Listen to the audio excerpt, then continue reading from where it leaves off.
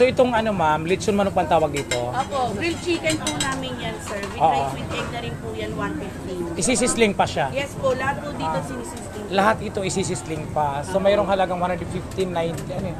May 90 din. Rice with egg na rin po yan. So pa-order ako ng ano ma'am, ano bang pinaka best seller? Best seller po talaga namin dito yung pork sisig po at saka po itong big fried Fried sisig, alin po yun? Pork sisig po. Pork sisig, ayan. Pwedeng i-try ito sa akin. Sige. Grill po. Okay. Isisisling po, tinimam na. So ito mga kasusi, no, lahat na nandito naka-display mga lutong mga pagkain ay luto na pero isisisling pa. Ito na yun. No. Ito available din po yung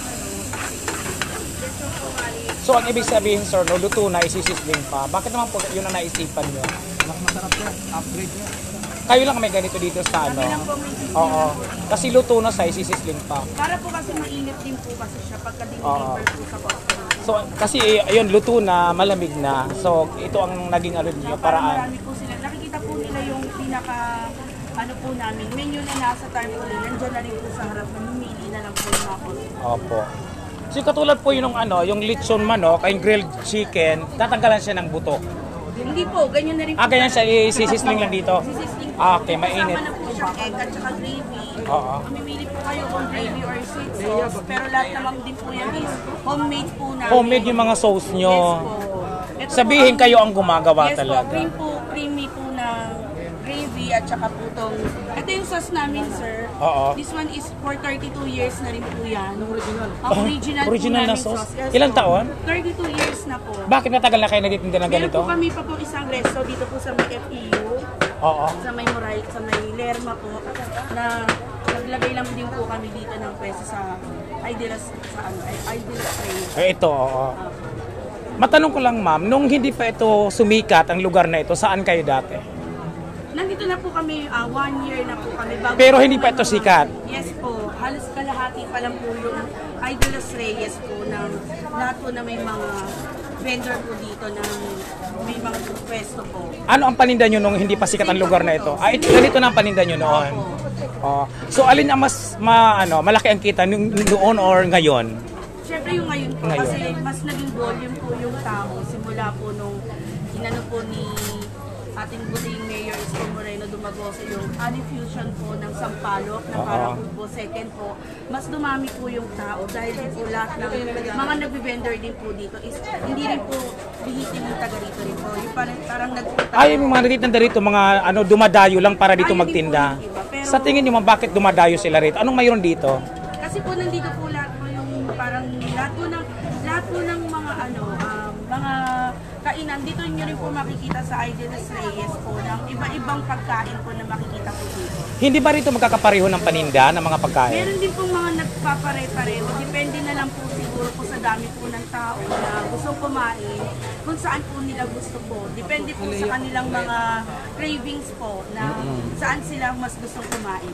Sa inyo po marami na kayong customer Yes po, marami na. Kasi nasa isang taon na rin po kami bago pa po. Oo, kasi sa dami ng iniikot ko, ito yung gusto kong i-try. Kumbaga nakikita po ng customer yung paano namin niluluto, paano yung quality po, tsaka ano po kasi kami, quality po talaga kami. Ayan, Marami So, pa po yan yung iba taga po rito lang kayo talaga, ma'am? Yes po. Taga rito, oo. Matanong ko lang, ma'am, sino ang naka-discover ng place na ito? Naka-discover. Kasi biglang sumikat Sino ang naka-discover kung bakit sumikat at dinayo? Siguro po si Mayor Isko din po yung parang ano po nila, project po nila. Yung mga vlogger ba, ma'am, isa yun sa mga dahilan kung bakit lalong dumadami ang mga ng mga vloggers. Yung mga vloggers din, Yung mga kasama din po namin kapwa vendor. Oo. Na-vlog na rin po yata sila before sa Quiapo, sa bago rin pong Jones Bridge po. Wala ba kayong ma'am, branch sa Quiapo? Wala po, sir. Sa Jones Bridge, sa Esplanade, wala. So dito kayo.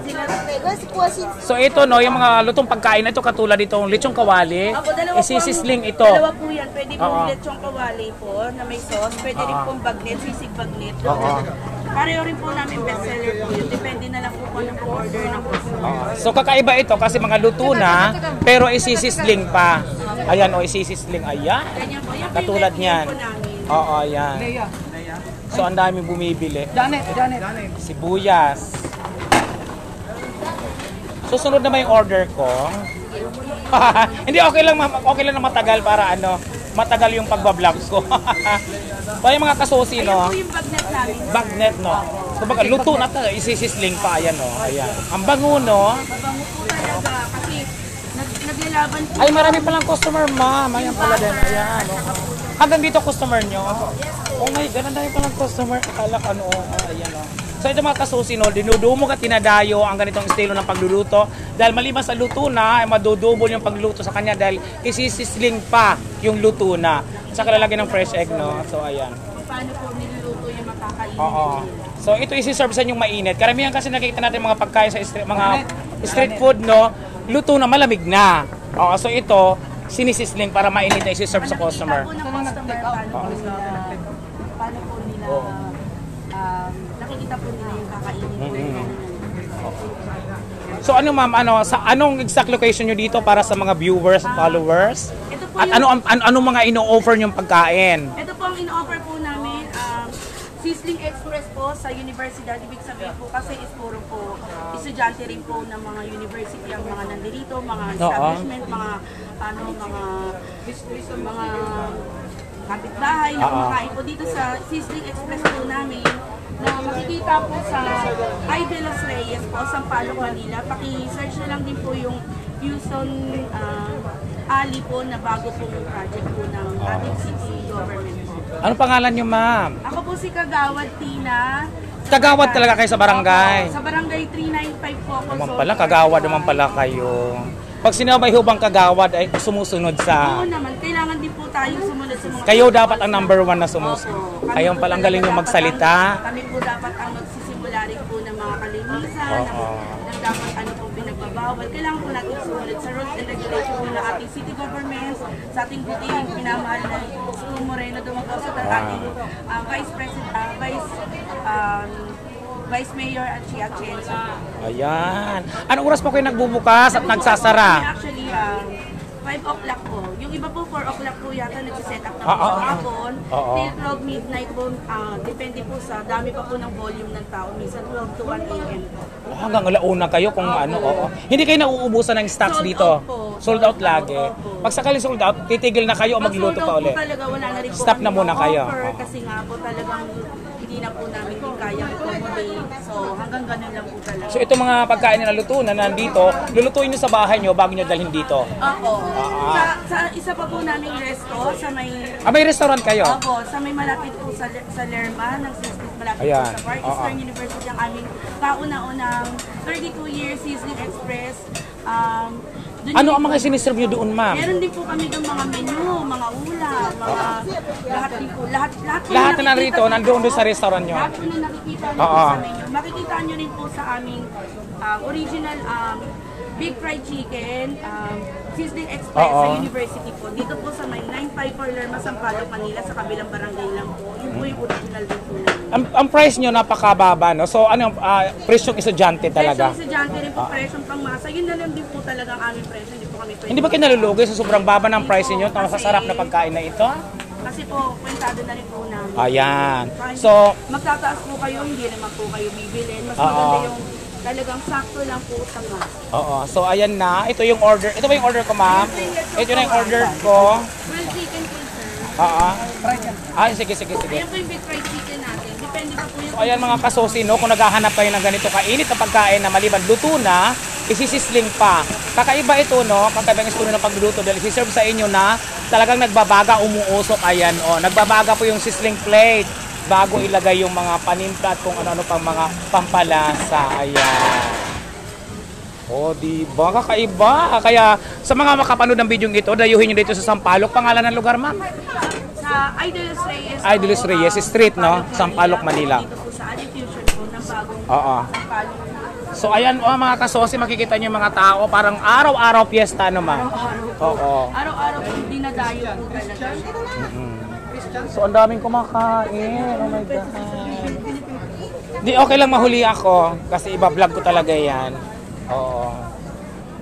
Kasi po mga Ilocano po dito kaya talagang... Yung katulad niya na mahaba, ano yan? Buo yung order isang ganyan.